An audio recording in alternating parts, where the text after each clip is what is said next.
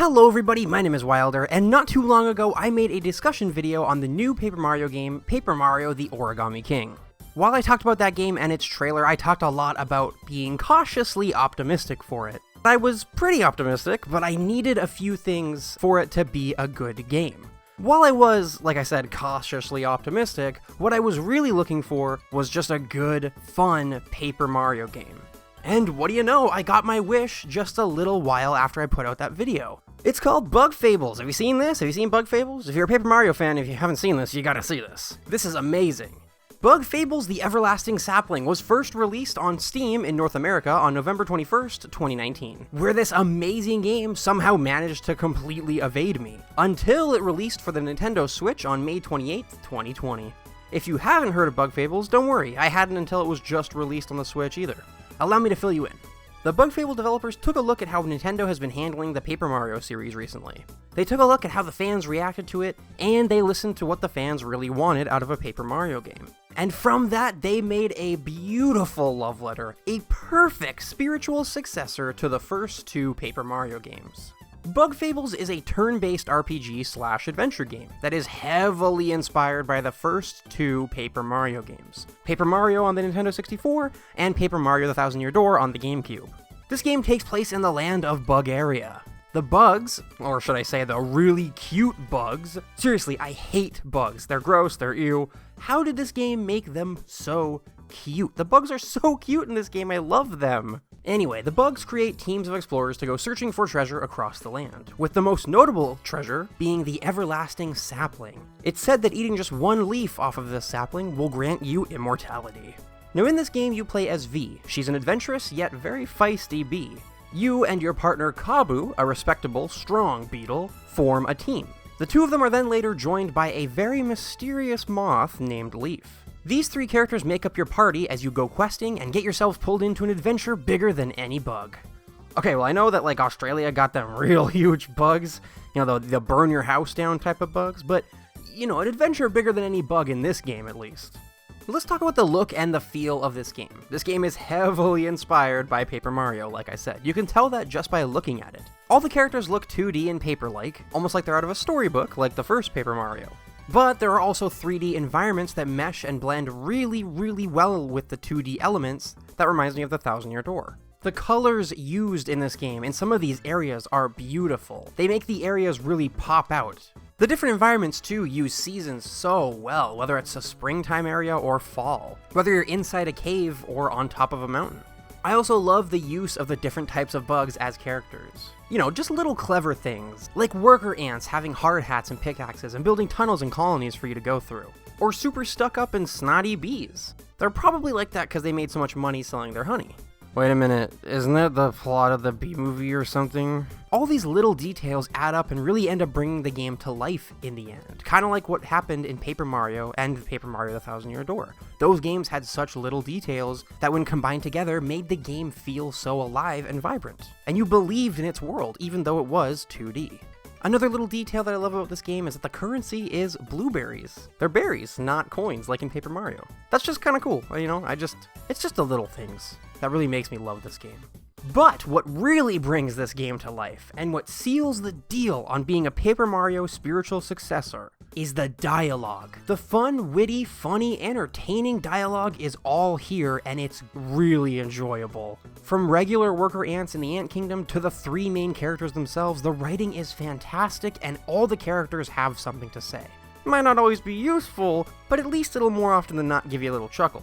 In my opinion, I think one of the big reasons as to why the dialogue stands out to me so much in this game, you know, other than it being really good, is that your main character V talks, and she communicates with the other two party members, Kabu and Leaf, while Mario in the Paper Mario games is silent. Now this works for Paper Mario, it works well. You know, Mario doesn't talk anyway, not usually. Having the whole team in Bug Fables talk to each other and communicate, though, leads to more interaction and more memorable dialogue moments overall, which is fantastic. Just like in the first two Paper Mario games, and just in games like Earthbound, I found myself wanting to talk to every NPC that I saw, because I love all their dialogues. It's interesting, it's entertaining. Every character was given a purpose. They're not just standing there to fill space, you know? They have something to say to you. Again, some of it may not be useful, but they have something to say. every character was thought about. This game's world, it looks great. This game's characters, they look great, they talk great. I've already said all this. Let's get to the battle system. Like I said, Bug Fables is a turn-based RPG, and again, heavily inspired by Paper Mario. This battle system is good. It's really, really good. So all 3 members of your party take part in battle at once. Kinda like Paper Mario, except you throw in an extra party member, which would actually be really cool in those games, I'm not gonna lie. Each member of the team has their own basic attacks and their own special attacks. The basic attacks are done by inputting button commands, which are different for each character. V fights with her boomerang. The way this boomerang works kinda reminds me of Koops from the Paper Mario series and how his shell worked. You have to press A at the right time while the cursor is over the green mark. Kabu uses his horn to attack. His button input is like the hammer from Paper Mario. You hold down on the joystick until the big button lights up, and then you let go. And Leaf uses ice magic. Once the prompt actually comes up on screen, there will be a random button to press. Now these basic attacks are kind of interesting and cool because there's a little more strategy to them than there was in Paper Mario. V's boomerang is the only weapon out of the 3 that can hit enemies out of the air and get them to land, while Kabu's attack pierces enemy defenses and can topple enemies so that your characters can do regular damage to enemies with higher defense. And Leaf, with his ice magic, is the only one who's able to actually hit enemies who are underground. Using these 3 normal attacks in a strategic way in battle is something I thought was not going to come up a lot. You know, it was going to kind of be in 1 or 2 levels and then they were going to forget about it. But they did not. The entire battle system revolves around these 3 main attacks. More often than not, most of the battles you're going to get into are going to have 1 or 2 enemies that require you to use these attacks in order for the rest of the team to follow up. It adds a nice little spin to the regular turn-based RPG gameplay, which I really appreciate. Now I said all the characters have special abilities, and they do. They have abilities suited to their class, we'll say. And to use these special abilities, you have to use your teamwork points, or TP. This is what replaces flower points, or magic points from other RPGs. Your whole team uses the same pool of teamwork points. And when your teamwork points run out, you can replenish them with items or by going to an inn, just like you can with your health. Most of these special abilities require specific inputs. While I haven't had perfect luck with all of them, and I don't like some of them, most of them are really solid and are really easy to use, which is good because they're actually really useful in this game. But what would your health and your flower point substitution be without some type of badge points? Badges are in this game from Paper Mario, except they're not called badges, they're called medals. You start the game with a certain number of medal points. And when you get medals, you can equip them using these medal points to either the whole team or individual party members, depending on what type of medal it is. If you're a Paper Mario fan, you're familiar with how these can change the tide of battle. Not only do they give you extra moves or extra health, extra teamwork points, but there are also medals that can make you immune to poison, increase your defense when you're poisoned, make you immune to sleep. There's a bunch of different medals for different situations. And of course, at the end of a battle, you get what's called exploration points. Once you get 100 exploration points, you level up. When you level up, you get the option to increase your health points, your teamwork points, or your medal points. But this, along with the tattle ability, which is called Spy in this game, and any character can use it, and your items, is just about everything you can do in battle. But a mechanic that shows up in these battles that is very interesting that's not in the Paper Mario series, is that you can pass your turn to another party member.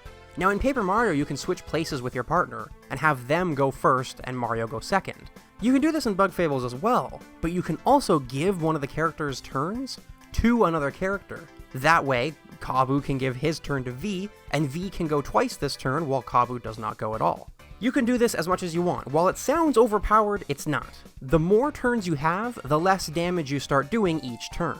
V is going to do a lot more damage when she attacks on turn 1 than she will on turn 3. This is their way of balancing out, and it works perfectly.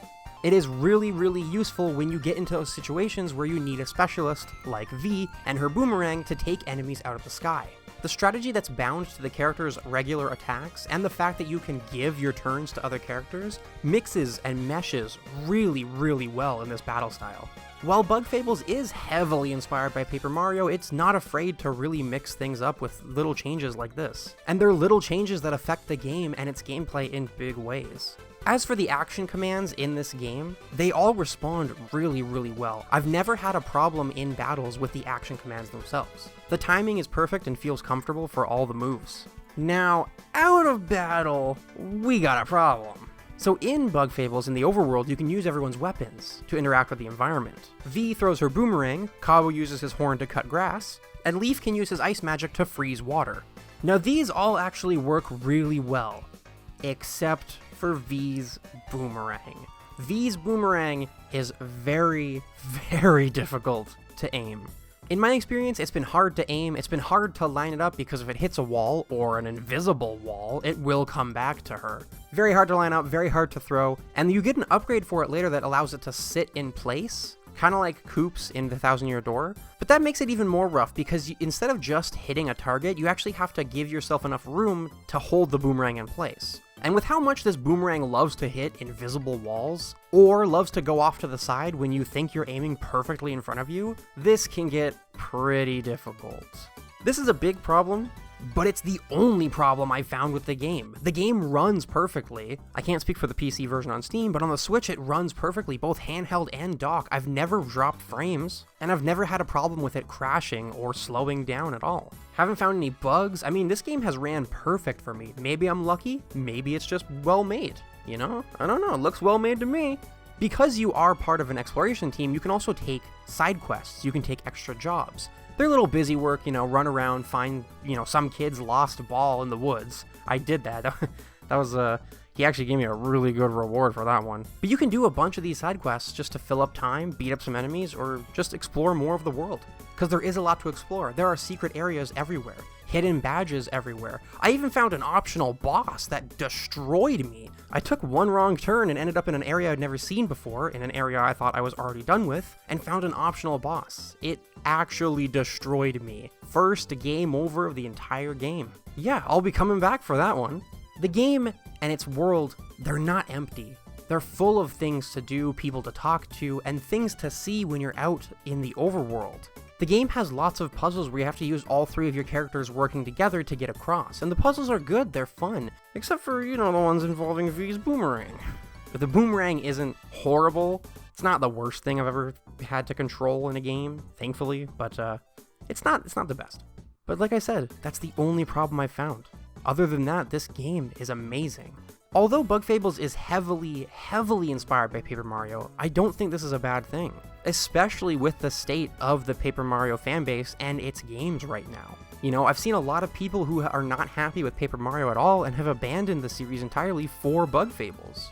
And that's a great thing because while this game is heavily inspired by Paper Mario, it brings new elements and its new ideas to the table. It works really well on its own. I love Paper Mario, and I do wish we could get another game like the first two, but if all I have is Bug Fables, I'm fine with that. This is a fantastic game. If you're happy with the Origami King trailer, or if you're not happy with the Origami King trailer, try this game out anyway. It's not that expensive, it is an indie game, it has a nice price to it for what it is, and from what I can tell, playing through it myself, it is a long game. It's a very long game, so if you're someone who puts value to length, this game can get pretty long, especially if you want to do everything in it. I love this game. I had so much fun with it. I fell in love with it quickly. It only took me like 10 minutes to fall entirely in love with it. I am a huge fan. Can't wait to see more from this team and maybe even start a Bug Fables series. Who knows? But whatever they do next, I'll be watching. But that is going to be all from me today. Have you played Bug Fables? Will you be getting it? Let me know in those comments down below. Don't forget to leave a like if you enjoyed this video. All links are down in the description along with the names of my wonderful, amazing patrons. Thank you all so much for watching, and as always, I will see you in the next one.